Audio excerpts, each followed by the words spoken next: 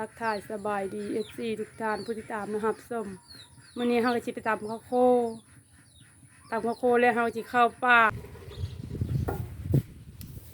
ชิมาตำข้าวโพด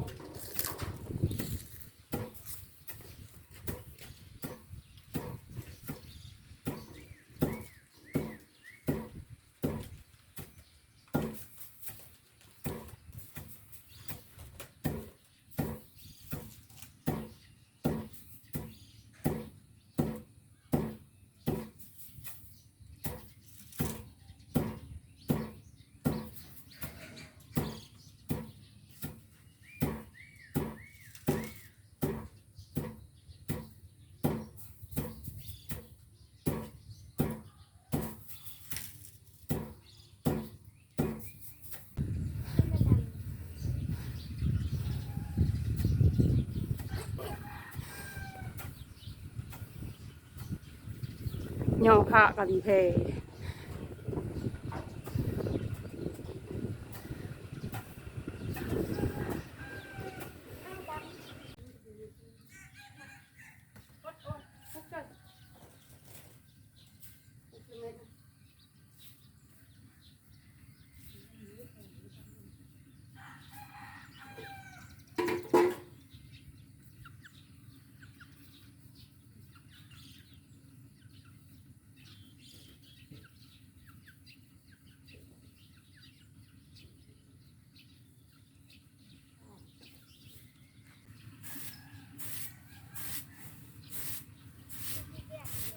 ห้าม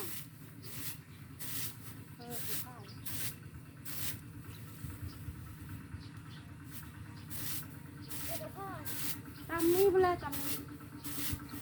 เรามาถ่ายมั้ง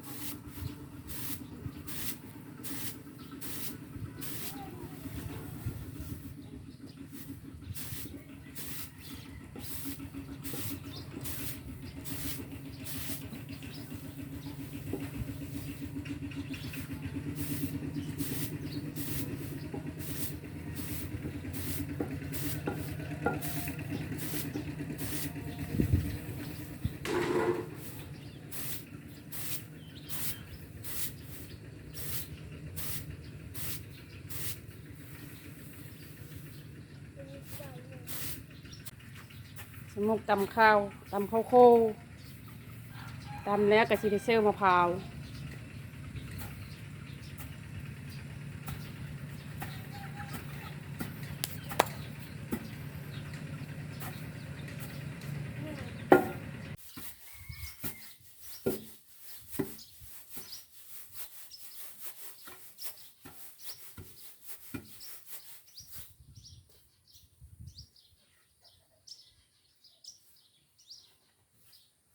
แซ่บบ่แซ่บตำเซลมะพร้าวก็แซ่บบ้าง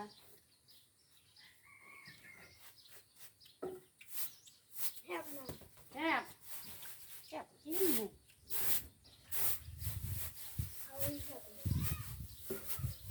มัน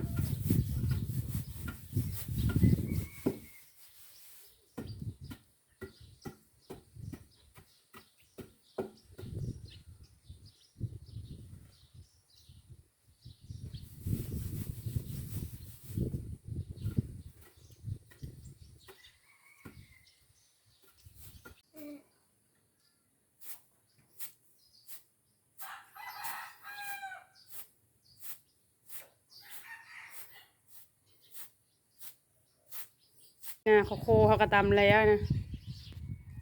ชะมุกก็ยุกกินเพื่อนเอาแซ่บมันเห็นไหม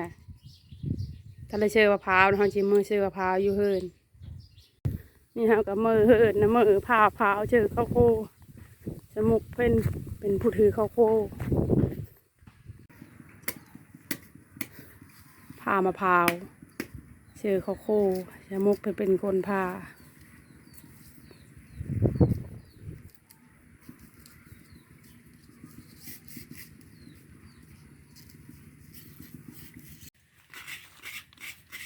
นี่เขาคูดมะพร้าวเชื่อข้าวโคที่เขาตำแล้วนะ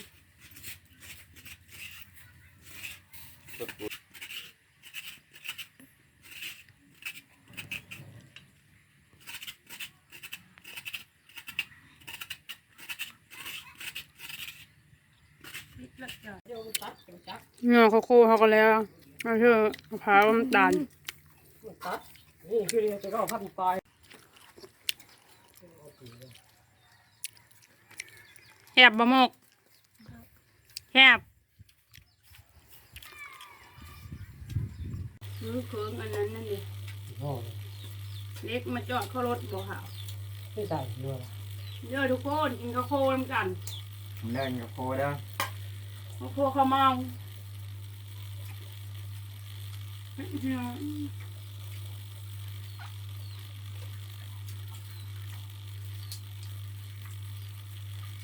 มันทำไรครับ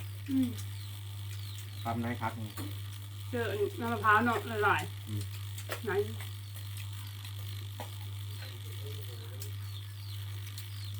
เยอะอยู่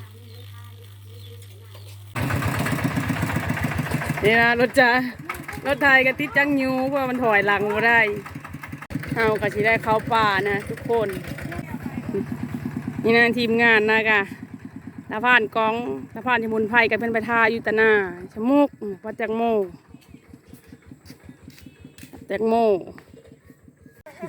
อารมณ์ นี่ก็บีรถฮอตเตะเอาเป็นบีรถ เนี่ยเปิดนิดไปท่านไฟกัน ถ่ายไปถ่ายใจถ่ายถ่ายเพื่อนไม่ใช่มันติดคุมน้อง เจ้าของคอนตีอยู่นี่ครับ นี่นาบีรถเขาก็เป็นแล้วนะเขาก็สิไปต่อ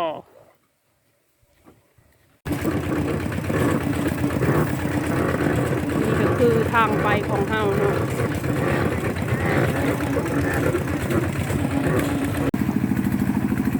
รถเฮาก็ขายขี้เติมนะตาพานช่องตาพานเพิ่นก็อยู่หานขายเลย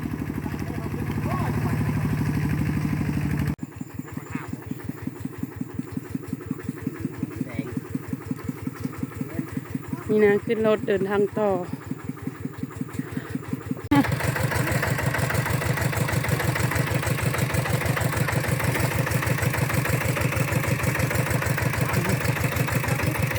นี่นะรถของเฮากับมันถอยหลังไปยูเอาเนาะยูเอามันลงจะรูปนี่เฮากับที่ขับไปต่อ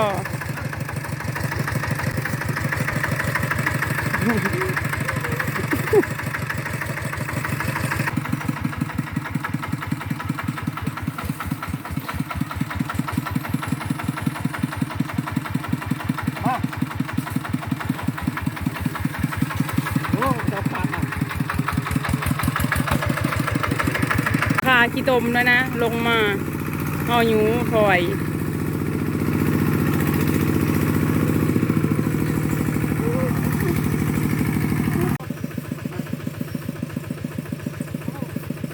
ตรงนี้นอรีบล่ะ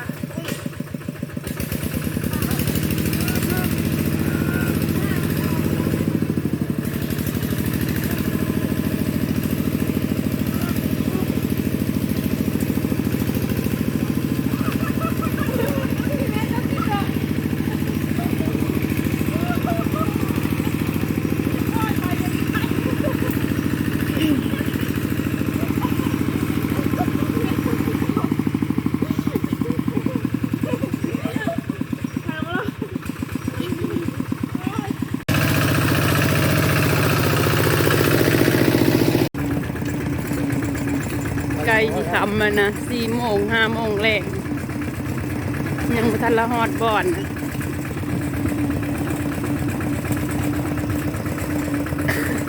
เฮาซึ่งกินข้าวแล้วเฮาก็สิเดินทางต่อแล้วพอแตงโมให้ปิ้งชมหมูป่า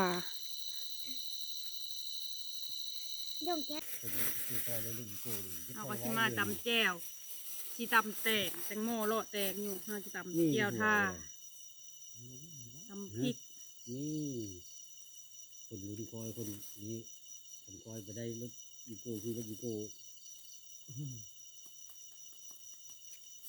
เขาว่าบอลเลอร์คอยทุงในใจเขานะบอกเขาเว้าน่ะนี่เห็นบอกแล้วก็มาเชื่อมีกันดีครับมันก็ทุกข์เขาจะตายแล้วมันก็ท้าดีแล้วนี่กูว่า เอาก็มีโก้ข้อเนี่ย เนาะขึ้นป่าตลอดไอ้วิโก้คนเหยาวฮะเอาจำเริ่มพริกนี่นะพ่อบอกจำนี้ เพชรแตงใส่โบราณกับพริก แองเพชรได้ก็ได้จำนี้ มีโกโก้ยาว วิโก้คนเหยาวลายประตูลงดังใดก็ได้หมออุ๊ก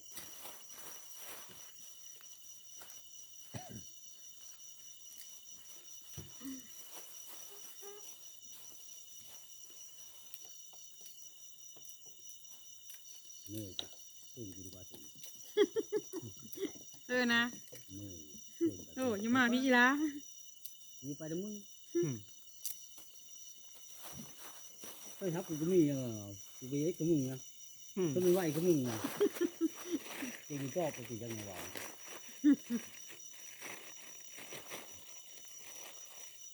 ยังได้ยิ่งเดี๋ยวนี้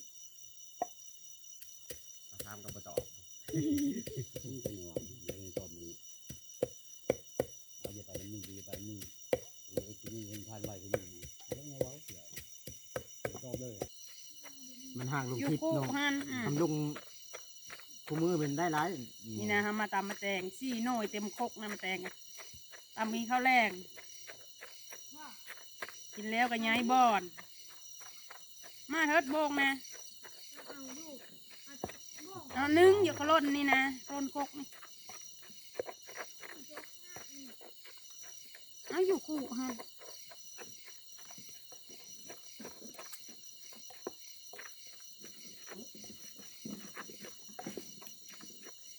ไม่ทุกเลยไม่นะ นั่นทุย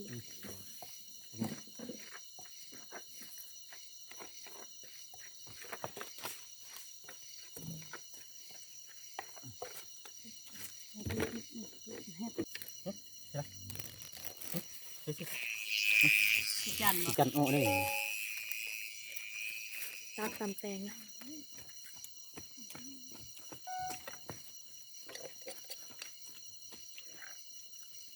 ตัดตับแจงให้กินข้าวนะกินข้าวแรงก่อนหิวข้าวเว้ย ก็สมูนะฮักไปครึ่งหนึงล่ะ สิมเลย ออกมาเฮานี่นะมากับเขากินข้าวประทานฮอนบอดกินข้าวอยากไปตองคนกินข้าวกินข้าว งานอีพอ มีสมูปลาเนี่ยเขาเฮินนำทางมีตำมะ ได้ แก มานี่ ง แล้ว ข้าวทำแตงทอดสมู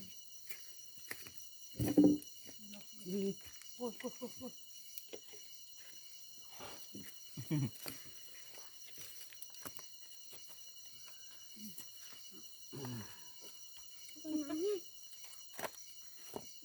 กินข้าวกันเด้อทุกคนเลยทำเลย ทำกันได้ทุกคนตำแตงกับชมหมูป่า หยับไป อีอุ่น มาได้กินข้าวกันเนอะกับลุงกำซิงกับมัน ขาผ้าผ้า แม่บุญกินข้าวกันเลยอยู่ป่า หมุดพร้อมเห็นหุง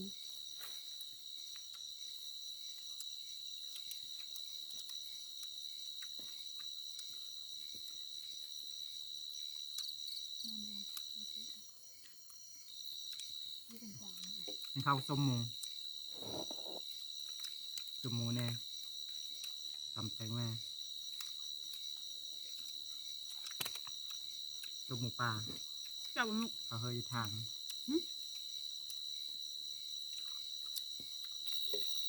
ในโบงชุดเนาะโบงชุดเนี่ยออกมาอยู่ปุ๊แล้วหาอะไรสัก หม นิ อ ด ถ้วย นี่นี่เบิกก่อน กินทุกงูไม่กินคนเดียวแล้วเขาก็ไม่น้ำพันกินไทยมึงมีลูกมีหลานมาขอกินข้าวพึ่งข้าวคุยนี่ไปคุยเรื่องมึงหายทำไปหมดอยู่เลย ของเขาไม่เลย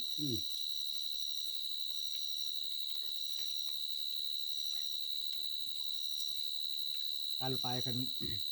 เข้มน้ำห้องกันเป็นแจ้งแล้วโอเคมาเอาก่อน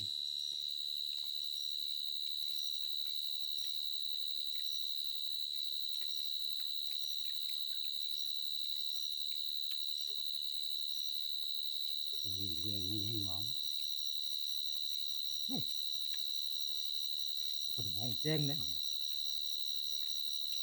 เขาแล้วก็สิเดินทางต่อนะส่วนตาพาดมันก็เพิ่นสิไปหายิ่งนะเฮาก็สิไปหากลางบรรยูบรรเช่าท่านี่นะเฮากะมาฮอดบอดนะเพอแตงโมเพิ่นก็ดังไพ่ไว้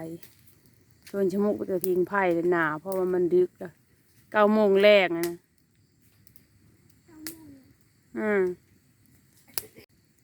มุกเฮ็ดวันนั้นรับแล้ววันนั้นนะนี่ว่ารับละวันอยู่วันเสาร์ก็เฮากลางแล้วนะเฮาก็สิได้นอนขอบมกขอบใจปุ้ยตามนะครับส้มคลิปนะพอกันไหม